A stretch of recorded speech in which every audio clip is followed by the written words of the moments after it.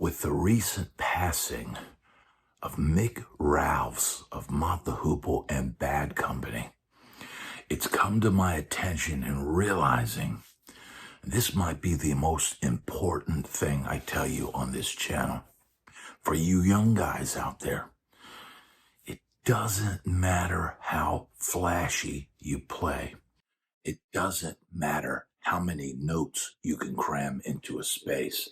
It doesn't matter how fast you can do this. You can tap or, slap or any of these techniques that people focus on. Look at what Mick Ralphs did. He created iconic riffs. He played them with soul. He played them with pocket. He played them with grit and determination. This is what you need to do. I can't think of, and I want people to tell me in the comments if there's a shred guitarist that has written one great song. At this early in the morning, and it's like 6:30 in the morning, so I'm maybe my brain is failing me, but please, if somebody can tell me one shred guitarist that wrote a great song, there's a question to ponder, right? Now, immediately my mind went to Steve Vai, and okay, he wrote some of those songs with David Lee Roth and all that, but could you really say that Yankee Rose is a great song? I think it's a well-crafted song, but does it have the impact of some of the classic songs that Mick Ralphs wrote with Bad Company, Ready for Love? Is it as good as that? That's debatable, right? The lasting impact of a song that can get played for decade after decade, not a period piece that fits into one little niche and one little era and then is gone. But something that, imagine the classic rock era, the guys that wrote those classic iconic riffs. And man, there's really not a lot of shredding by today's standards in that stuff. There really isn't. So then you have to question, like, how important is it? What should you be focusing on? I would say, and if you're not one of those people that pays attention to lyrics, I would say you need to be, right? Now, look, man, I get that AI is coming down the pike and it's going to change a lot of things and change the way people do things. And I'm sure there's probably songwriters down on Music Row, probably have a songwriting session today, and maybe one of them's got Chat GPT fired up on his laptop as he gets together with a writer to come up with ideas. But here's the deal, man. Before all that, before all of the trickery and fakery and Pro Tools and auto-tune and all that stuff, man, what was important was the song, right? Serving the song as a guitar player, but paying attention to the lyrics. Does anybody out there that watches this channel, does anybody know about what a payoff is? What a payoff in songwriting is? Let me know in the comments. Making a song tell a story in a 2 or 3 verse, format. That's not an easy thing to do, right? And I don't think the level of songwriting today is the same as some of the great writers in the rock era. And look, you may or may not be a fan of Billy Joel, right? But you could argue that he is one of the greater songwriters of that generation. Listen to the trajectory of his lyrics, and not some of the later Christy Brinkley era, fluffier stuff that he did. But, songs from an Italian restaurant, Big Shot, She's Always a Woman, uh, My Life. These are songs that have stories. Look at Piano Man. I read an article the other day talking about Piano Man and how that was written and how Billy Joel had signed a terrible contract in New York, and he had to get away from it, right? So he ran off to Los Angeles and found himself playing in a piano bar and just sitting there playing this crappy gig, trying to stay away from this terrible record deal or contract that he had, and writing this song, a commentary on the melancholy of people that go to a bar every day for company, for solace, the melancholy of that song. And that song musically doesn't go as much, have as much to it as some of his later songs, but read the lyrics to that song and listen to it and see how it makes you feel. The commentary, the social commentary that song provides. I don't think there's anybody in the current landscape that's writing anything like that. I don't think anybody's touching so many points and Anthony's song, Moving Out. Listen to that song and the lyrics and what it's saying. you know, Mickey can't drive with a broken back. At least he can polish the fenders. I mean, that's genius, right? And commentary on life.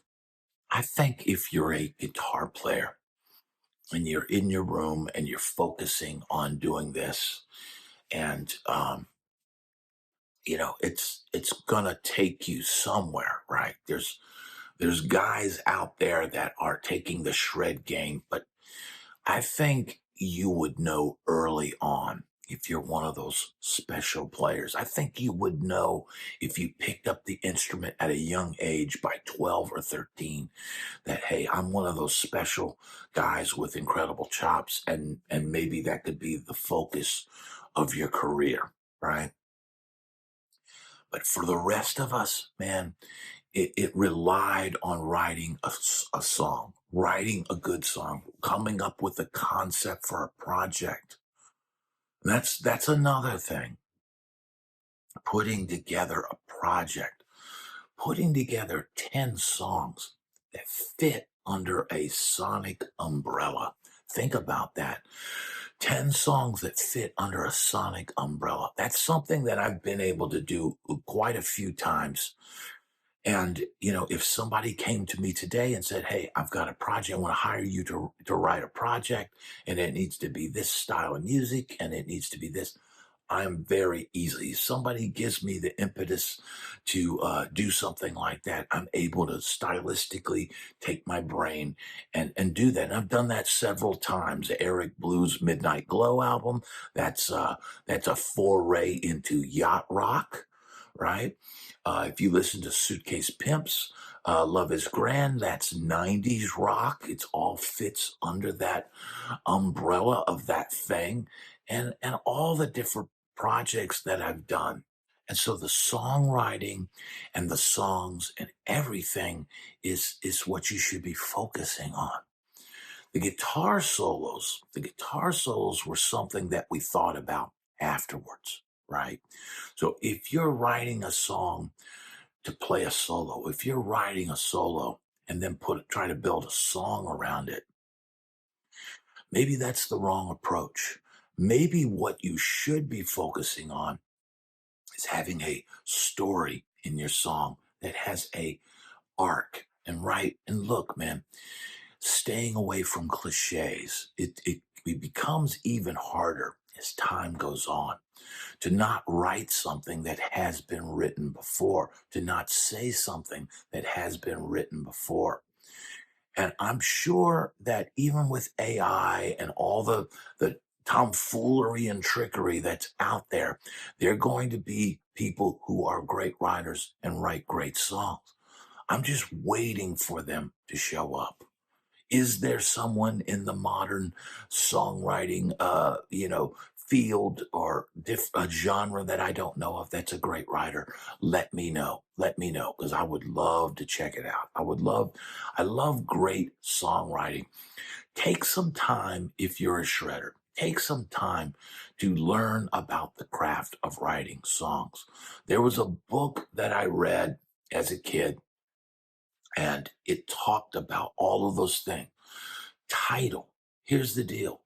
You know, part of writing a song, when you get together with a songwriter, say on a Nashville writing session, a guy might come in and go, "Hey, I got this great title," you know, and starting with a great title is a great way to start the whole process because sometimes a title will help you come along with a great premise and great ideas for a song. So for us that used to do it, and I used to have legal pads filled with song titles and lyrics, little ideas that I would get.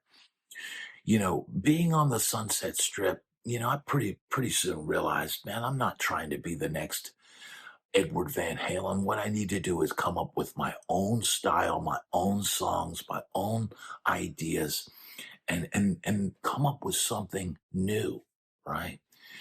And so focusing on lyrics, man, knowing that a great title is a big thing. Think about the first line of your song. And I remember something from this book talking about, time and a place is one way to start a song. So it's 5 o'clock on a Saturday or 9 o'clock on a Saturday. How many songs start off with time and place? And here's the deal, man. There's a lot of different ways. So if you do some research into this subject, you'll find that there's common ways that you can come in with a great opening line. A great opening line to a song will pull people in. When I talked about payoff earlier, right? I think that's one of the top levels of songwriting craft is having a song. Let's say your chorus has a message, right? And at first you hear that message, right? And maybe it's directed at one character, or maybe it's directed at the present tense, right? But then as the song progresses and you get to that third verse sets it up so that chorus almost has another meaning or a different meaning for a different character in the song. That's part of what a payoff is. And man, in reality, you know, not many songs have that level of songwriting craft. You can't say that a David Lee Roth Van Halen song would generally have, a payoff like that. When you have a song like is it Running with the Devil that repeats the first verse? That repeat of that first verse should have been a moment where he could have tied it all together and had it mean something else at the end. But I get it, man. Songwriting is a craft, right? Being the next Mick Ralphs would be a goal that somebody should have, right? Rather than trying to be the next, I don't know, insert shredder name here. I hear very little shred guitar on the top of the charts, and it's always been that way. When is the last time some completely maniac, shreddy guitar solo has made it to the top of the charts? Now I know people say, "Oh, I don't want to be on the top of the charts. I'm keeping it real, dude." But look, man, this business is tough, man, and finding and creating a riff or song that can reach the masses, that touches people's hearts, that should be your focus, not on how fast you can do this. craft of writing a great song, man, that is a skill that you have to practice at, you have to work at. You might need to write 100 bad songs before you write 3 good ones. So I would suggest focusing on songwriting, right?